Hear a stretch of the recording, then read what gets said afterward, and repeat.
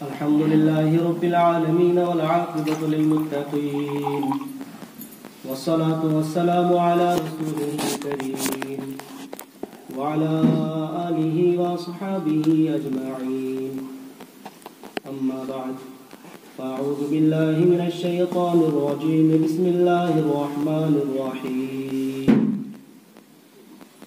إنا نحن نزلنا الذكر وإنا له لحافظون فقال النبي صلى الله عليه وسلم خيركم من تعلم القرآن وعلمه وقال النبي صلى الله عليه وسلم إن الله يرفع بهذا الكتاب أقواما ويضع به آخرين. محترم علماء کرام، حفاظ کرام اور بھائی و بزرگ دوستو، السلام علیکم ورحمۃ اللہ وبرکاتہ.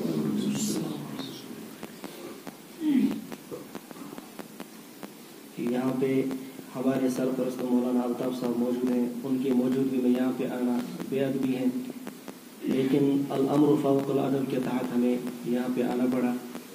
اس کے لیے ہم سرپرست صاحب سے معذرت چاہتے ہیں. تو اللہ کا لاکھ لاکھ شکر ہے کہ جس اللہ رب العزت نے اس وقت قرآن کی نسبت پہ جمع کیا، کیونکہ ہمیں دعوت آئی ہے کہ ختم قرآن ہوگا، اور اللہ تبارک و تعالیٰ نے اس دعوت پر ہمیں یہاں پہ جمع کیا. دوستو، اللہ تبارک و تعالیٰ نے اس دنیا کے اندر 12 مہینے بنائے، اسلامی بھی اور دنیاوی بھی.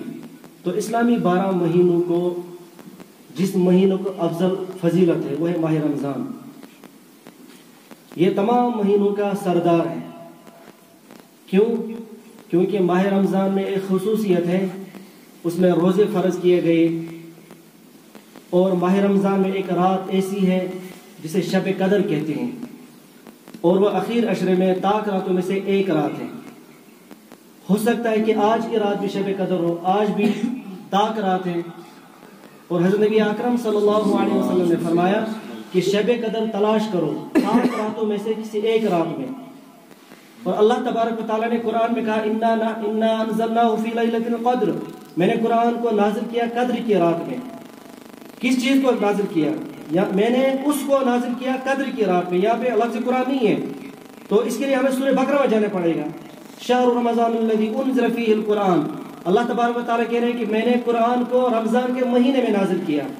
تو اس سے پتہ چلتا ہے کہ اس کا ضمیر جو ہے روح کا وہ ماہ رمضان ہے. آگے کہا وما ادراک ما لیلۃ القدر، آپ کو کیا پتہ کہ لیلۃ القدر کیا ہے؟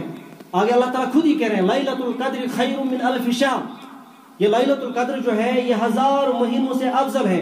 لیکن اللہ تبارک و تعالیٰ نے آگے یہ نہیں کہا کہ وہ رات کون سی ہے، مبہم رکھا، راز رکھا. کیونکہ اللہ تعالیٰ چاہتے ہیں فاذکرونی اذکرکم، بندے میرے سامنے زیادہ آئیں، یہ زیادہ طاق راتوں میں میری عبادت کریں، زیادہ راتوں میں جاگیں. یہ اللہ تعالیٰ کو پسند ہے. اسی لیے اس چیز کو مبہم رکھا کہ میں آپ کو نہیں بتاؤں گا کہ کون سی رات ہے، لہذا تمام طاق راتوں میں آپ جاگتے رہو، عبادت کرتے رہو. یہ چیز مجھے پسند ہے. اور اللہ تعالیٰ حضرت نبی اکرم صلی اللہ علیہ وسلم نے اس چیز کو مبہم رکھا کہ وہ کون سی رات ہے.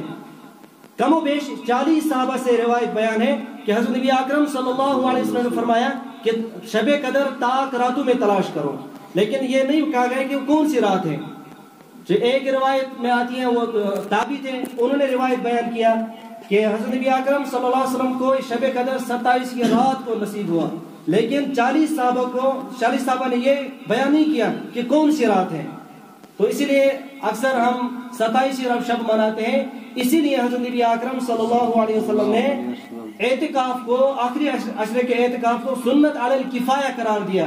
یعنی بستی میں سے، گاؤں میں سے کم ایک آدمی نے اعتکاف میں بیٹھا. نہیں بیٹھو گے تو پوری بستی جو ہے گنہگار ہو جائے گی. جب ایک آدمی اعتکاف میں بیٹھا تو وہ طاق راتوں میں جاگے گا. ہو سکتا ہے کہ کوئی رات شب قدر ہو، اس کی وجہ سے پورا محلہ، پوری بستی اللہ تعالیٰ ان کی بخشش کرے گا. تو اسی لیے ہمیں کم سے کم ایک کو بٹھانا ہے. زیادہ سے زیادہ جتنے بیٹھے نور علی نور، لیکن کم سے کم ایک کو بٹھانا ہے تاکہ بستی جو ہے، علاقہ جو ہے، یہ گناہوں سے بچ جائے. تو بہرحال اصل موضوع جو ہے وہ قرآن پاک. تو لیلۃ القدر کی وجہ سے رمضان کو فضیلت ہے, اور لیلۃ القدر کو جس کی وجہ سے فضیلت ہے قرآن کی وجہ سے. اللہ تعالیٰ نے کہا میں نے اس رات میں قرآن کو نازل کیا, یعنی قرآن کی وجہ سے لیلۃ القدر کی فضیلت, لیلۃ القدر کو رمضان کو فضیلت, اور رمضان کو روزوں کی وجہ سے فضیلت.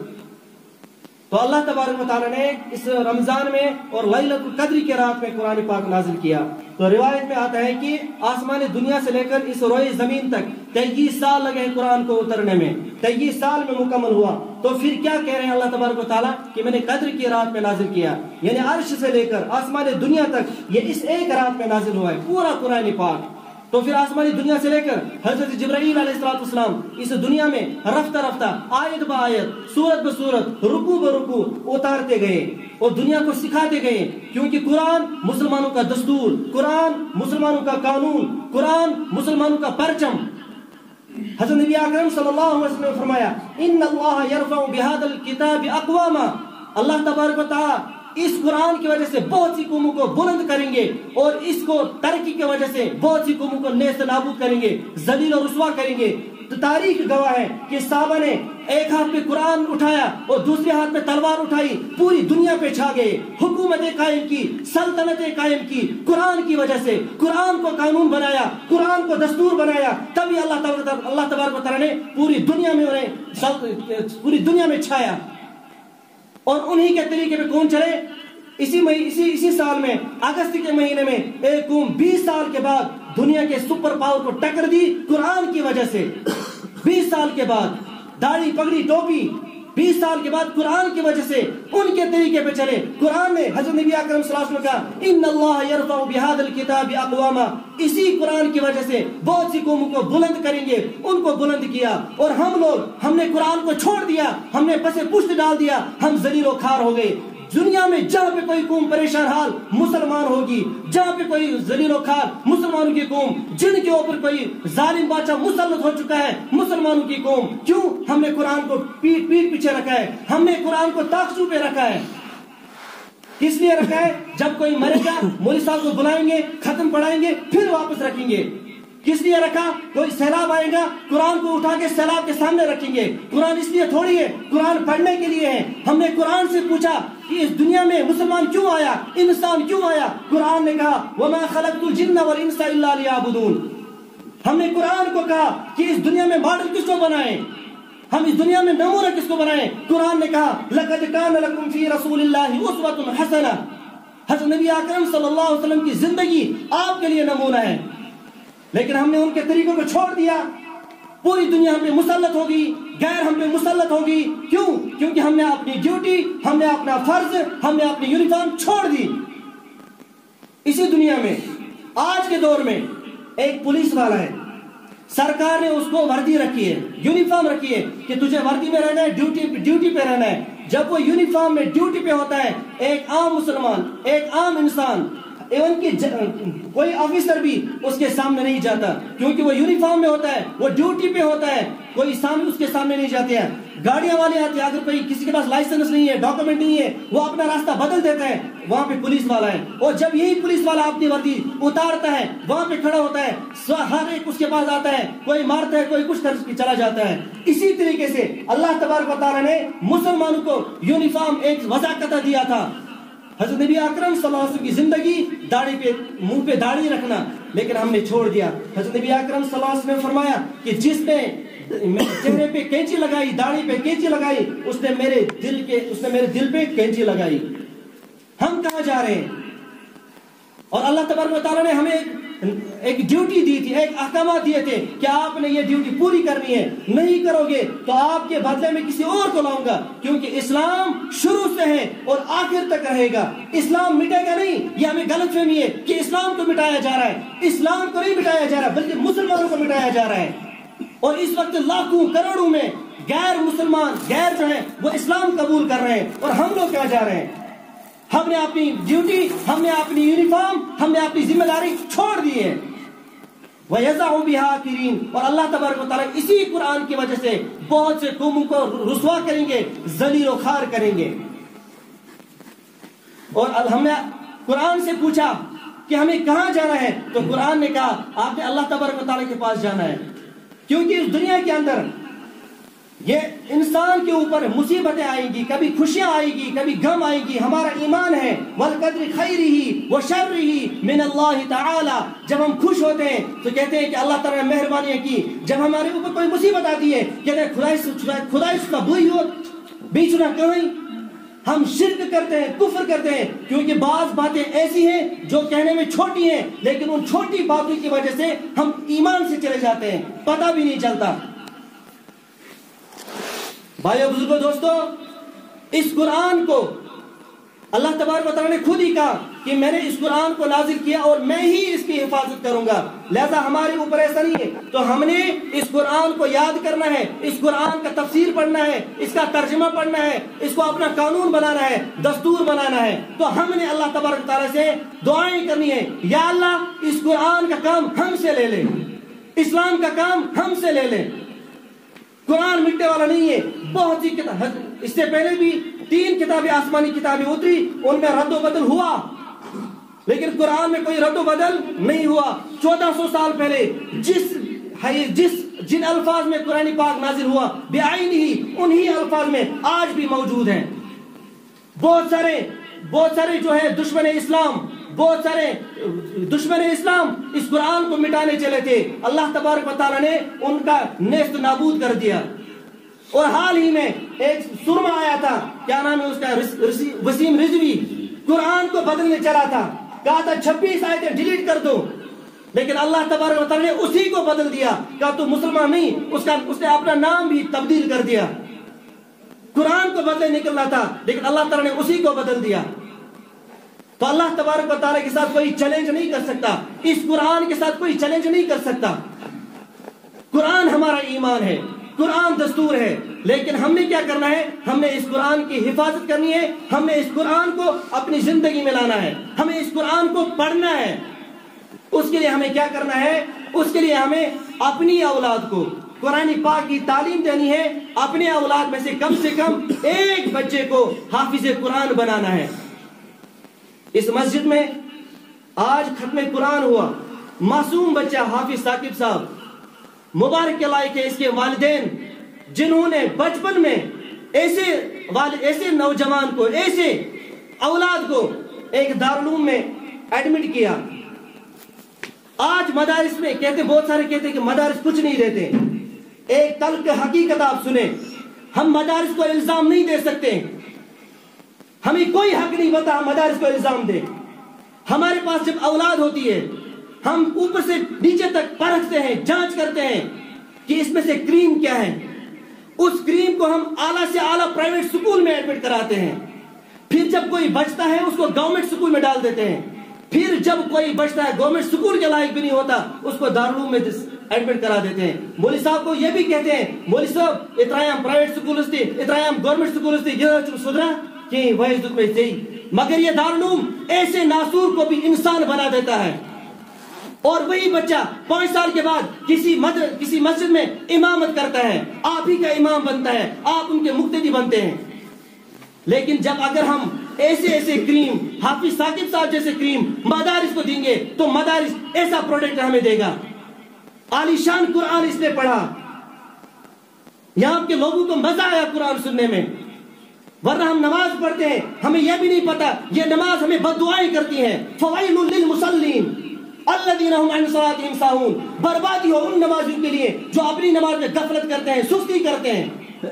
ہم تو خود پڑھتے ہیں، جو ہم کیا کہتے ہیں کہ 10 سورتیں پڑھتے ہیں، اسی میں امام صاحب پڑھتے ہیں فوائل للمصلین. جو مقتدی امام صاحب کو کہتے ہیں تراویح پڑھتے جلدی پام تیز، اور بہت سارے امام ایسا قرآن پڑھتے ہیں نہ خود سمجھ آتا ہے نہ پیچھے مقتدی کو سمجھ آ رہا ہے پڑھ کیا رہا ہے. تو قرآن وہ خود پڑھ رہے ہیں فوائل للمصلین الذین هم عن صلاتهم ساہون. یہ نماز کالے کپڑے میں لپیٹ کر انسان کے چہرے پہ واپس پھینک دی جاتی ہے. اس سے بہتر نماز نہ پڑھنا. یہ رمضان جو ہے یہ عبادت کا مہینہ ہے. زیادہ سے زیادہ ہم عبادات میں گزاریں، وقت عبادات میں گزاریں، نمازوں میں گزاریں. 20 رکعت تراویح سنت ہے. اور بہت ساری جگہوں سے شکایتیں آتی ہیں کہ لوگ کہتے ہیں کہ ہم تو اہل حدیث سے 8 رکعت کے بعد بھاگ جاتے ہیں. آپ اہل حدیث نہیں ہیں. یہ حضرت عمر فاروق رضی اللہ تعالیٰ عنہ سے ثابت ہے، اور تمام صحابہ نے اس پہ لبیک کہا۔ 8 تراویح کہیں پہ نہیں ہے، اور یہاں پہ بن جاتے ہیں اہل حدیث۔ جب شادی کا معاملہ آتا ہے وہاں پہ بنتے ہیں حنفی، کیونکہ قرآن نے کہا فَانكِحُوا مَا طَابَ لَكُم مِّنَ النِّسَاءِ، یہ نوجوان جو ہے یہ بالغ ہونے کے بعد اپنے نکاح کا فیصلہ خود کر سکتا ہے۔ اہل حدیث کہتے ہیں نہیں، بالغ ہونے کے بعد یہ فیصلہ نہیں کر سکتا، اس کا ماں باپ کرے گا۔ وہاں پہ حنفی بنتا ہے، یہاں پہ شافعی، یہاں پہ اہل حدیث بنتا ہے۔ اور بہت سارے کہتے ہیں کہ اہل شافعی کے یہاں 8 رکعت تراویح نہیں، 4 مسلک ہیں، اور چاروں کے نزدیک 20 رکعت تراویح ہے، اس پہ اجماع ہے۔ لہذا ہمیں اس قرآن کی قدر کرنی ہے، ہمیں اس قرآن کو سمجھنا ہے، ہمیں اس قرآن کو پڑھنا ہے۔ ہم نے قرآن سے پوچھا قرآن کیسے پڑھیں؟ قرآن نے کہا وَرَتَّلْنَاهُ تَرْتِيلًا، جیسے نازل کیا گیا ویسے قرآن پڑھو۔ حضرت علی رضی اللہ تعالیٰ عنہ کو تیر لگا، نماز میں تھے، پہلے صحابہ نے تیر کھینچا تو درد ہوا، پھر حضرت علی رضی اللہ تعالیٰ نے نماز کا وقت ہوا، حضرت علی نے نماز لگائی اور نماز میں ان سے تیر نکالا گیا، حضرت علی کو پتہ ہی نہیں چلا جب تک تیر نکالا گیا۔ یہ تھا نماز، اور یہ تھی نماز میں قرآن پڑھ رہے تھے، پتہ ہی نہیں چلا، ایسے اللہ تعالیٰ کے ساتھ جڑ گئے تھے۔ تو ہمیں چاہیے کہ کم سے کم آج کے دور میں ہم اپنی اولاد کو قرآن پڑھائیں، اور جو بڑے ہیں وہ نزدیک امام صاحب سے یا آج کے تبلیغی جماعت پہ جا کر وہاں پہ وقت دے، کیونکہ وہاں پہ بھی قرآنی حلقہ ہوتا ہے، وہاں پہ قرآن سکھایا جاتا ہے۔ اور اچھی کریم جو ہے ہمارے پاس، جو اچھے قابل بچے ہیں انہیں آپ دارالعلوم میں ایڈمٹ کرائیں۔ اس کے بعد اگر آپ الزام دیتے ہیں مدارس کو تو آپ کا الزام درست ہے، لیکن جب آپ اچھے کریم آپ مدارس کو نہیں دیں گے تو آپ کو کوئی حق نہیں بنتا کہ آپ مدارس میں انگلیاں اٹھائیں۔ تو ایسے بچے ہم اگر مدارس کو دیں گے تو مدارس ہمیں ایسا پروڈکٹ واپس دے گا۔ مبارک ہے اس کے اساتذہ کو، اور یہ بچہ یہیں کا پڑھا ہے، الف لام سے یہیں پہ پڑھا ہے، نورانی قاعدہ سے یہیں پہ پڑھا ہے، حفظ یہیں پہ کیا ہے، دور بھی یہیں پہ کیا ہے، اور پہلا محراب بھی یہیں پہ سنایا تھا غالباً، دوسرا محراب اپنے آبائی مسجد میں سنایا، اور تیسرا محراب یہاں پہ سنایا۔ آج پہلی بار ہم نے اس کے پیچھے تراویح پڑھی۔ اعلیٰ قرآن، تلفظ، ترنم، تجوید، مخرج تمام میں اعلیٰ، لیکن پہلے مبارکباد ہے اس کے والدین جس نے یہ نہیں سوچا کہ میں اس کو بڑا ڈاکٹر بناؤں گا، انجینئر۔ روزی تو مقدر ہے، روزی مقدر ہے، تعلیم کو روزی نہیں ہے، تعلیم کو نوکری نہیں ہے، کیونکہ آج کل بھی ایسے لوگ ہیں جو انگوٹھا چھاپ ہیں لیکن وہ کیا کہتے ہیں ٹوکریاں بڑی سیلری لیتے ہیں، گورنمنٹ سیلری۔ یہ تو مقدر ہے، یہ اللہ نے مقدر رکھا ہے روزی، کس کو کیسے ملے گی۔ یہ شب قدر، لیلۃ القدر کیوں کہا گیا ہے؟ اس میں تقدیریں لکھی جاتی ہے، اس میں روزی، شادی، بارش، جو کچھ دنیا میں ہونے والا پورا بجٹ پیش کیا جاتا ہے، تقدیریں بنائی جاتی ہے، وہ فرشتوں کو سونپا جاتا ہے۔ تو روزی کے پیچھے نہیں، یہ تو اللہ تعالیٰ کے ہاتھ میں ہے، کس کو کیسے دے گا۔ لیکن ہم نے اللہ تعالیٰ کے احکام کو پورا کرنا ہے، ہم نے اس قرآن کی حفاظت کرنی ہے، ہم نے اس قرآن کو دستور بنانا ہے، ہم نے اس قرآن کو قانون بنانا ہے، تبھی جا کے اللہ تبارک و تعالیٰ ہمارے جو کیا کہتے ہیں ہمارے اوپر جو مصیبتیں اس وقت ہیں، آزمائش ہیں، اللہ تعالیٰ انہیں دور کرے گا۔ خیرکم من تعلم القرآن وعلمہ، آپ میں سے بہتر وہ ہے، افضل وہ ہے جو قرآن کو پڑھے اور پڑھائے، جو قرآن کو سیکھے اور سکھائے۔ حضرت نبی اکرم صلی اللہ علیہ وسلم نے اس شخص کو بہترین قرار دیا، افضل قرار دیا۔ وقت کم ہے، گھڑی آگے اجازت نہیں دیتی، کیونکہ یہاں پہ ہمارے سرپرست مولانا الطاف صاحب موجود ہیں۔ میں نے پہلے ہی عرض کیا تھا کہ ان کی موجودگی میں یہاں پہ بیٹھنا بے ادبی ہے، لیکن الامر فوق الادب کے تحت مجھے یہاں پہ آنا پڑا۔ اللہ تبارک و تعالی ہمارے گناہوں کو معاف کرے، اللہ تبارک و تعالی ہماری تراویح، ہمارے قرآن، ہمارے ذکر و اذکار اور دعائیں کو قبول فرمائے، اللہ تبارک و تعالی ہمارے اوپر خوشیاں لائے، اللہ تبارک و تعالی آج کی رات ہم سب کی گناہوں کی مغفرت فرمائے، اللہ تبارک و تعالی اس دنیا میں، اس کشمیر میں اس سال خوشیاں لائے، اس عید کے بدولت ہمارے یہاں ہمارے سروں کے اوپر خوشیاں لے آئے۔ وآخر دعوانا ان الحمد للہ رب العالمین۔